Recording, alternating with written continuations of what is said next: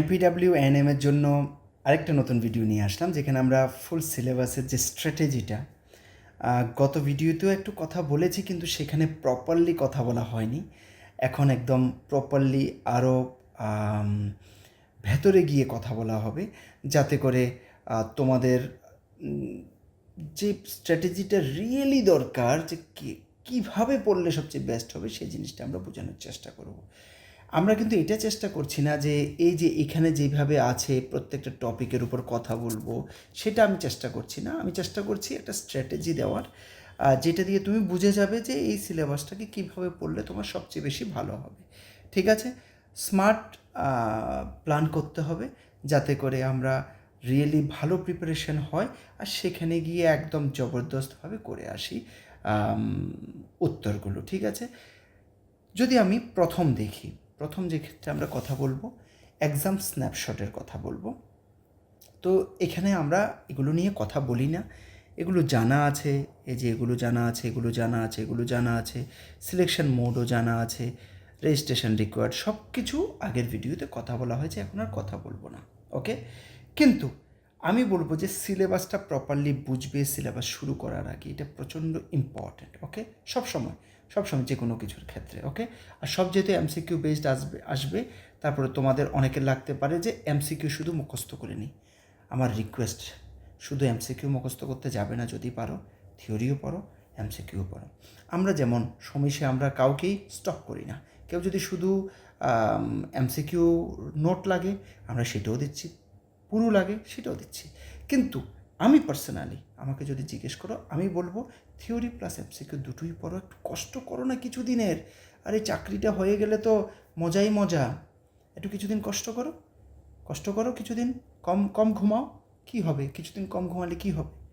কিচ্ছু হবে না, বিশ্বাস করো। কারো কিছু মনে থাকে না, এত কষ্ট মনে থাকে না। তো সুতরাং একটু পড়াশোনা করো, বেশি করে পড়াশোনা করো। ওকে? তো জেনারেলি সিলেবাসটা যেটা 85-এর, সেটা এভাবে ভাগ হয়েছে। কমিউনিটি হেলথ নার্সিং থেকে আমাদের 10 মার্ক আসছে। ঠিক আছে? আর হেলথ প্রমোশন থেকে আমাদের চলে আসছে 15 মার্কস। এরপরে ফ্যামিলি হেলথ থেকে 15, চাইল্ড হেলথ নার্সিং সেখান থেকে আসছে আমার কত মার্ক, টোটাল মিলিয়ে 10 মার্ক আসছে। মিডওয়াইফারি সেখান থেকে আমার 20 মার্কস আসছে। আবার হেলথ সেন্টার ম্যানেজমেন্ট থেকে আমাদের 15 মার্কস আসছে। ঠিক আছে? এবার এটাকে নিয়ে একদম কনফিউজ হবে না। যেমন এখানে যদি আমরা দেখি, আমরা কি বলছি, ফ্যামিলি হেলথ প্রমোশন। ওকে?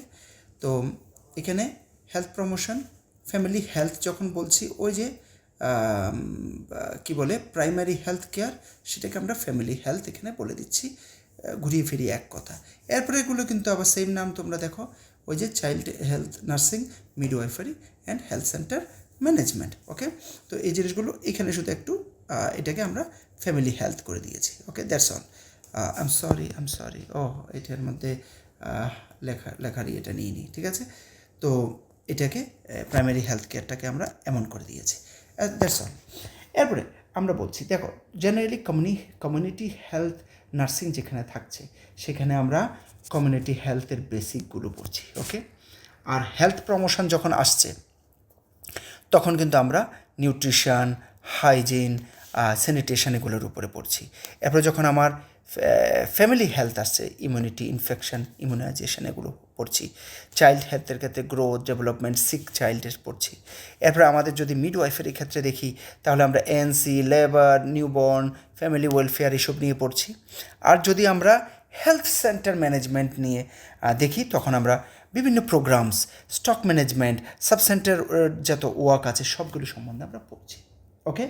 তো একটা কথা মনে রাখতো, মিডওয়াইফারি যেটা আছে, সেটা হচ্ছে হাইয়েস্ট মার্ক, 20 নাম্বার নিচ্ছে। সেখানে অনেকটা মানে তোমাদেরকে ধ্যান দিতে হবে। আরেকটা ব্যাপার হচ্ছে যে হেলথ প্রমোশন হোক, ফ্যামিলি হেলথ, ওকে, অথবা হেলথ সেন্টার ম্যানেজমেন্ট, এগুলোর উপরেও খুব ধ্যান দিতে হবে। ওকে? এখানে তোমরা আবার এই যে সিলেবাসটা আছে, এখানে পুরোটা আমি এটা একটু ছোটো সাইজে আছে, আমি জানি না you guys are seeing or not. এখানে সব কিছু আছে। এখানে ওই দেখো, ইনফেকশন রিলেটেড হোক, ইমিউনিটি রিলেটেড হোক, সব কিছু, ইমিউনাইজেশন রিলেটেড হোক, সেগুলো সব কিছু এখানে আছে। তো আমরা সেই জিনিসটাকেই ওই ফ্যামিলি হেলথ বলে ধরেছি। ওকে? তো এবার নেক্সট আরেকটা জিনিসে আসি যে সবচেয়ে বেশি মার্কস দেওয়ার মতো জায়গা যদি আমরা ফিল করি যে কোনগুলো সবচেয়ে বেশি মার্কস দিতে পারে, আমাদের ওভারঅল যদি দেখি ইমিউনাইজেশন বড় ইম্পর্ট্যান্ট, ওকে, ইমিউনাইজেশন বড় ইম্পর্ট্যান্ট, তো সেখান থেকে মার্কস আসতে পারে, okay. I am sorry, why is this happening, just 1 second, why is this so,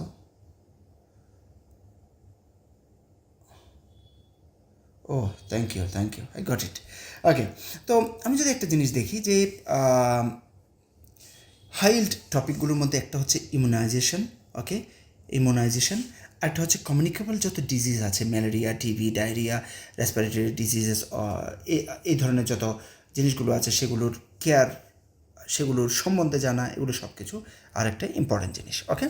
এবার নেক্সট যদি আমি দেখি সেটা হচ্ছে child growth and development, infant related, child nutrition, school health, adolescent girls, সব কিছু সম্বন্ধে সেখানে চলে আসছে, ওকে। এরপর আমি যদি দেখি নিউট্রিশন, আরেকটা ইম্পর্টেন্ট জিনিস, সেটা নিউট্রিশনাল ডিফিসিয়েন্সি সম্বন্ধেও হতে পারে, নিউট্রিশন সম্বন্ধেও হতে পারে, আর ব্যালেন্স ডায়েটের উপরেও তোমাদেরকে পড়তে হবে, ওকে। এরপরে ANC and high risk pregnancy, যেটার মধ্যে antenatal care, danger signs, referrals, এগুলোর উপর তোমরা নলেজ নেবে, ঠিক আছে। এগুলো উপরে উপরে বলছি, কিন্তু ভেতরে গেলে তো সেগুলো সাব পয়েন্ট অনেক পাবে, যেগুলো ইভেন আমাদের নোটও আমরা প্রপারলি যেভাবে সিলেবাস আছে সেভাবে করেছি। ন্যাশনাল হেলথ প্রোগ্রামস, এটার মধ্যে এবার সাব সেন্টার ওয়ার্কের মধ্যে স্টকস, কোঅর্ডিনেশন, প্রোগ্রাম ডেলিভারি, সব কিছু সম্বন্ধে পড়তে হবে, ওকে। স্যানিটেশন অ্যান্ড সেফ ওয়াটার, এটাও আরেকটা ভেরি হাই ইল্ড টপিক আমি বলবো, সেটার মধ্যে hygiene, disposal of West, environmental sanitation, এগুলোর উপরে তোমরা পড়বে। আরেকটা থাকতে পারে লেবার অ্যান্ড নিউবর্ন কেয়ার, এটার মধ্যে normal labour, okay, puerperium, as well as newborn management, সব কিছু তোমাদের চলে আসবে, ওকে। এবার কথা হচ্ছে যে তাহলে কি বাকিগুলো পড়বো না, না না না, ব্যাপারটা এমন নয়। আমরা তোমাকে সাজেশন দিচ্ছি যে এগুলোর থেকে মার্কস বেশি আসার সম্ভাবনা আছে, ঠিক আছে, সেই হিসাবে পড়ো। আরেকটা হচ্ছে একটা কথা মনে রাখবে, যত একটু প্র্যাকটিক্যাল জিনিসগুলো, সেই প্রাইমারি হেলথ কেয়ার রিলেটেড অথবা সাব সেন্টার রিলেটেড কিছু প্র্যাকটিক্যাল জিনিসের নলেজ তোমরা রেখে দেবে, সেগুলো আমরা আমাদের ক্ষেত্রে আমাদের স্টুডেন্টসদের আমরা সেগুলো আলাদাভাবে দিচ্ছি, যাতে করে ওগুলোতে কোনোভাবেই মিস না হয়, প্লিজ ওগুলো মাথায় রাখবে, ওকে। তো একটা জিনিস মাথায় রাখবে যে এই জিনিসগুলোকে প্রপারলি শেষ করো, তাহলে তোমাদের একটু ইজি হয়ে যাবে, ওকে। এরপর বারবার রিভিশন করো, অন্য পয়েন্ট আমি কোনোটাই ছাড়তে বলছি না, কিন্তু এগুলোর উপরে জোরটা বেশি দিতে বলছি, নাথিং এলস, ওকে। এবার যদি দেখি যখন পড়ছো তখন তোমরা কীরকম অর্ডারে পড়লে, কোন সিকোয়েন্সে পড়লে তোমাদের বেশি সুবিধা হবে, তো সেটার একটা সিকোয়েন্স দিয়ে দিয়েছি, যে প্রথমে হচ্ছে হেলথ প্রমোশনগুলো সম্বন্ধে একটু পড়ে নাও, ঠিক আছে। এরপর তোমরা ফ্যামিলি হেলথ, মিডওয়াইফারি, এরপরে child health, family welfare, health programs, community health, রিভিশনগুলো করে নাও এরপরে, ঠিক আছে। ওভারঅল এই একটা ডাইরেকশানে গেলে তোমাদের সুবিধা হতে পারে। দেখো সিলেবাসের হিসাবে সিলেবাস আছে, আমরা তো সেই হিসেবে বানিয়ে দিয়েছি যেমন নোট, কিন্তু তোমরা যখন পড়তে যাচ্ছ চেষ্টা করো যে নোটের মধ্যে সামনে তোমরা সব কিছু পেয়ে যাবে, ইন্ডেক্স পেয়ে যাবে, সেটার হিসেবে সেই জায়গাতে গিয়ে সেগুলো আগে পড়ো, তাহলে এটা আমরা একটা চিন্তা করে জিনিসটাকে বানিয়েছি যে এইভাবে গেলে তোমাদের সুবিধা হবে, এটা আমাদের ফিলিং। কিন্তু তোমাদের যদি মনে হয় যে সিলেবাস যেভাবে আছে সেভাবে গেলেও আমার কোনো অসুবিধা নেই, I would say there is no problem, এটা আমাদের ফিল হয়েছে যে এটা হলে তোমাদের ভালো হবে, সেই হিসাবে আমরা এটাকে বানিয়ে তোমাদের জন্য দিচ্ছি, ঠিক আছে। এরপর যদি যাই scoring areas versus concept heavy areas, দেখো আমরা ভাগ করেছি দুটো ভাগে, একটা হচ্ছে হাই স্কোরিং ফ্যাকচুয়াল জোনস, যেগুলোর মধ্যে একটু ফ্যাকচুয়াল জিনিস জিজ্ঞেস করতে পারে, সেগুলো হচ্ছে এই জিনিসগুলো, যেমন immunization schedules, preventive use of vaccines, এরপর essential nutrients, deficiency and balance diet, এগুলোর উপর, safe water waste disposal, environmental sanitation, এবং national health program, sub centre functions, okay. Sub centre যখন বলছি সেখানে অন্যান্য পয়েন্টও পড়বে কিন্তু, হ্যাঁ। First aid basics, common emergency response, okay, contraception methods, family welfare points, এগুলো আমাদের মধ্যে হাই স্কোরিং জায়গা। এরপর একটা কনসেপ্ট হেভি জায়গা, যেগুলোর মধ্যে আলাদাভাবে জোর দিতে হবে, তো সেগুলোর মধ্যে community health concepts, policies, role of health team, communication, counselling, community diagnostics, এরপরে immunity, infection process, disinfection, sterilization, এইসব জিনিস। Okay, child growth, development and school adolescent health, ANC, labour mechanism, এরপরে তোমার চলে আসছে হচ্ছে high risk pregnancy, puerperium, as well as common disease systems, urinary, cardiovascular, metabolic, বিভিন্ন ধরনের অন্যান্য কমন ডিজিজ সিস্টেমগুলো। ওকে, তো একটা জিনিস মনে রাখতে হবে, যখন আমরা এই জিনিসগুলো পড়ছি, ফ্যাকচুয়াল জিনিসগুলো যখন আমরা পড়ছি, তখন আমাদেরকে মনে রাখতে হবে যে ওগুলোর উপরে আমাদেরকে একটু বারবার রিকল করতে হবে। তো আমি ইম্পর্টেন্ট জিনিসগুলোকে তোমরা তোমাদের মতো করে লিখে নাও আর বারবার রিকল করো, এই জিনিসটা একটু করার চেষ্টা করবে।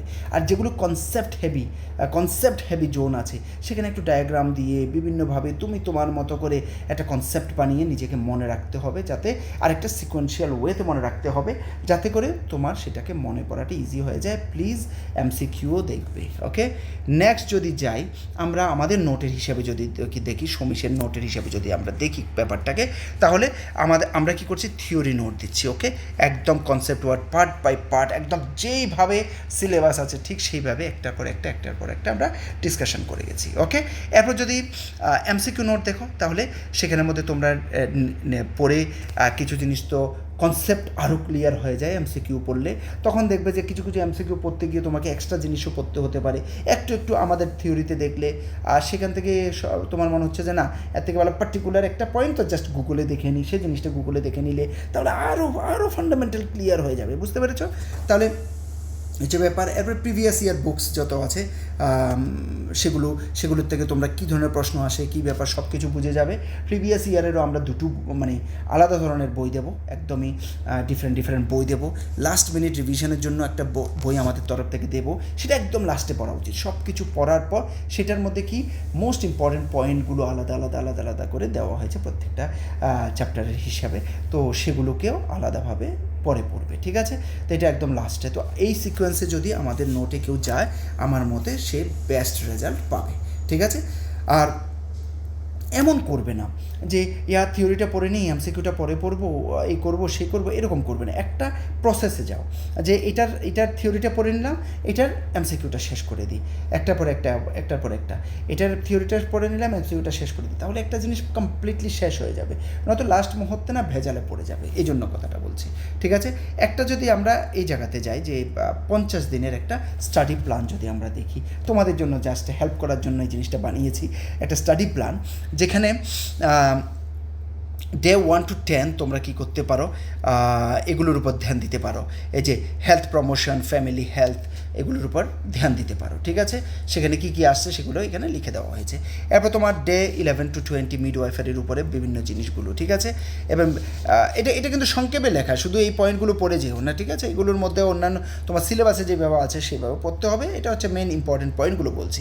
এবার ডে 21 to 28 তোমরা চাইল্ড হেলথ, ফ্যামিলি ওয়েলফেয়ার, এই জিনিসটাকে পড়তে পারো। 29 to 37 community health and health programme, তার মানে 37 ডেজের মতো আমি প্ল্যান করেছি। ঠিক আছে, এর মধ্যে যদি ফট করে পরীক্ষা চলে আসো তখন তো আলাদা ব্যাপার, তখন তোমাকে না ঘুমিয়ে পড়তে হবে।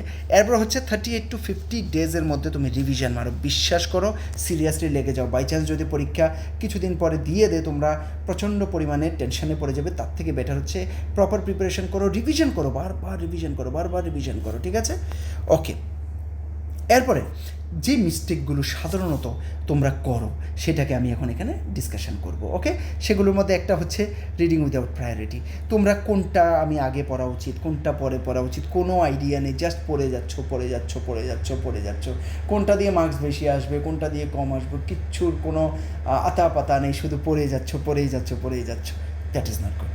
তোমরা প্ল্যান করো, প্ল্যান ফাইনাল করে আমার প্ল্যানটা দেখো, তোমার নিজের প্ল্যান দেখো, ফাইনালি একটা প্ল্যান বানিয়ে সেই হিসাবে আগে বাড়ো, তাহলে বেস্ট হবে। স্কিপিং MCQ প্র্যাকটিস বলেছি একটু আগে, যে MCQকে প্লিজ প্র্যাকটিস করা ছেড়ে দিও না, শুধু কন্টেন্ট পড়ে, শুধু থিওরি পড়ে চলে যেও না। ঠিক আছে, ignoring repeated themes.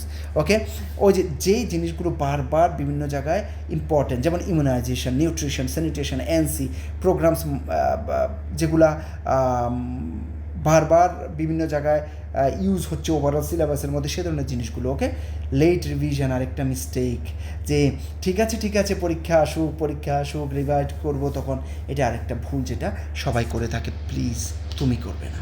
Okay, that's all for today. আরেকটা আরও ক্লাস আমরা নিয়ে আসবো, চেষ্টা করব। জাস্ট তোমাদেরকে আমরা হেল্প করার চেষ্টা করছি, যে একটা গাইডেন্স দিয়ে চেষ্টা করছি যে কীভাবে তোমরা গেলে তোমাদের সুবিধা হবে, সেই জিনিসটা দেখানোর চেষ্টা করছি। আশা করি তোমাদের উপকার হচ্ছে এবং উপকার হবে।